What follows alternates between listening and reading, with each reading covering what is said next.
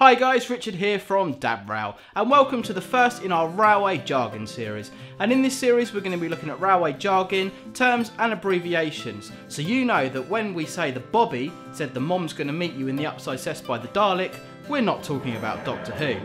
Now, if you work in the railway industry already or you're a railway enthusiast, you're probably going to know most of these, but do feel free to correct me or leave any suggestions for future episodes in this series in the comments section below. Okay, just before we jump into the video, I'd like to say a huge thank you to all my new subscribers. My aim is to reach 100 subscribers by the end of the year, so thank you everybody. And lastly, before we get on with the video, we're going to be doing a Q&A, question and answer session with a train driver in the next couple of weeks. So if you've got any questions you'd like to ask a train driver, leave them in the comment section below and look out for that video.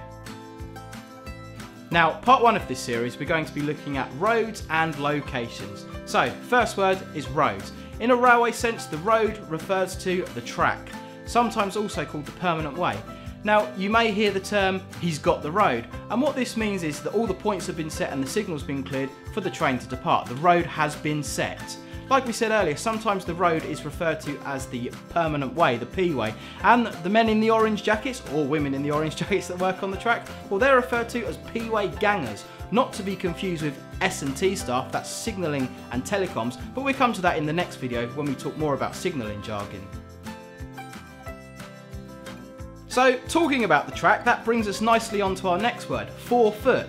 Well, it's not actually 4 foot, it's 4 foot 8.5 inches on British Standard Gauge, but it refers to the space in between the two running rails where you'd find the sleepers. Not a great place to be standing if there's a train thundering towards you.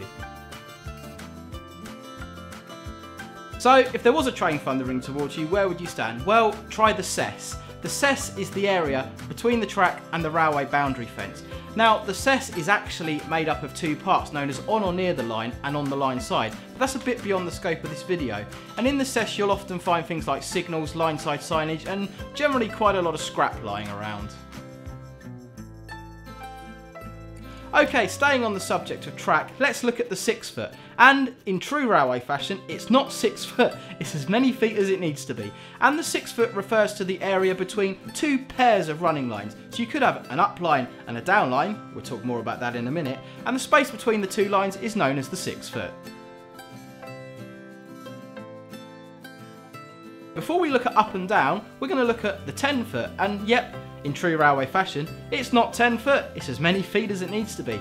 And the 10 foot refers to the area in between two pairs of running lines. For example, you could have an up slow and an up fast, a space, then a down slow and a down fast. The space in between the two pairs of running lines is known as the 10 foot. Moving on, as we know, the railway is full of ups and downs, with each line being designated either an up line or a down line. Now, the up line always refers to a line towards a major location. In England, this is normally always London. This makes perfect sense if you're in Brighton. You board a train in Brighton, you head north up to London. But if you're in Manchester, you're heading down south, you still board an up train to London. Confused? Well, if you're in Scotland, nearly all up trains are heading towards Edinburgh, with down trains heading away from Edinburgh, the exception being the East Coast Main Line and West Coast Main Line services, which still use London as their up direction. As well as being designated up and down, lines also normally have another name. For example, you could have the up Tunbridge Loop, the down Chatham Loop, or, just to throw a curveball in, the Chislehurst Reversible. Each of these lines being given a name so it can be identified easily. In busy locations such as London Bridge, sometimes lines are assigned a number or letter, so you could have 1 up, 2 up, 3 down, 4 reversible, and so on and so forth. Following on from up and down, we've got London and country. Now, London and country normally defines what side of a location something is on. For example, the signal is located on the London side of the platform, the junction is located the country side of the station, and so on and so forth. Although London and country are pretty standard terms, it's not unusual to use other locations. For example, at Hastings, the locations Bexhill End and Orr End are commonly used because London can be reached in either direction, either via Ashford or via Tunbridge or Bexhill. Interestingly enough, all trains arriving at Hastings in Sussex are actually classified as down trains, whereas all trains leaving are classified as up trains. This means that the hourly Brighton to Ashford service, when it arrives at Hastings it's a down train, and when it leaves Hastings it's an up train, even though it's the same service. I'm sure there are many other locations where this happens, and if you know of some, leave them in the comments section below. Now, if you're confused by all this, don't worry. We've got a saying on the railway: there's the right way, the wrong way, and the railway. Okay guys, well that is it for today's episode. Some simple but essential railway terms there for understanding some of the jargon and terminology that people use.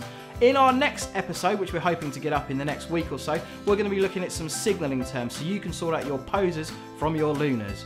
Don't forget guys to please like and subscribe, and if you do have any questions for the train driver Q&A that's coming up, please leave them in the comments section below, and don't forget to look out for that video. Once again guys, thank you for watching, like, subscribe, and I'll see you next time.